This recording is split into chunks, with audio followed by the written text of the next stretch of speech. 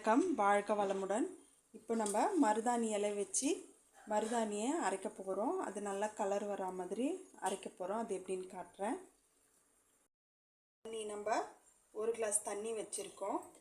அதில் சோம்பு 1 டீஸ்பூனும் 1/2 டீஸ்பூன் ஜீரகமும் சேர்க்க போகிறோம். நல்லா கொதித்து சுண்டணும்.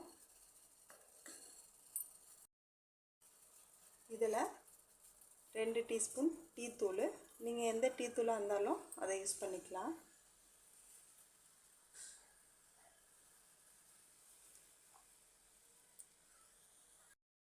நாலு கிராம்பு போட்டுக்கலாம். இந்த மாதிரி பாக்கு பாக்கெட் இருக்குது இல்லைங்களா, பாக்கை நம்ம நசுக்கி போடணும். அதுக்கு பதில் இந்த மாதிரி பாக்கை நம்ம பிரித்து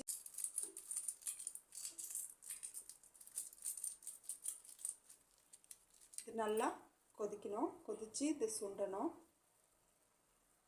இந்த தண்ணியை நம்ம அப்படியே இதில் ஊற்றிக்கலாம்.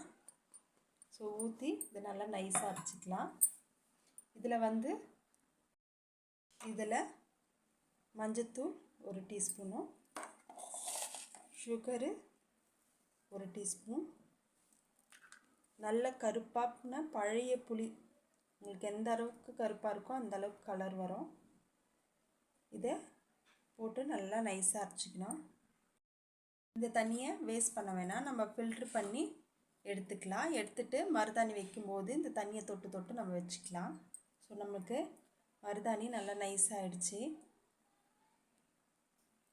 இதை நான் உங்களுக்கு வச்சுட்டு காமிக்கிறேன். வைக்கும்போது இந்த தண்ணி தொட்டு தொட்டு நம்ம வச்சுக்கலாம். இதில் நீலகிரி தைலம் கொஞ்சம் சேர்த்துக்கிட்டிங்கன்னா உங்களுக்கு சளி பிடிக்காது. இது உங்களுக்கு பிடிச்சிருக்குன்னு நினைக்கிறேன்.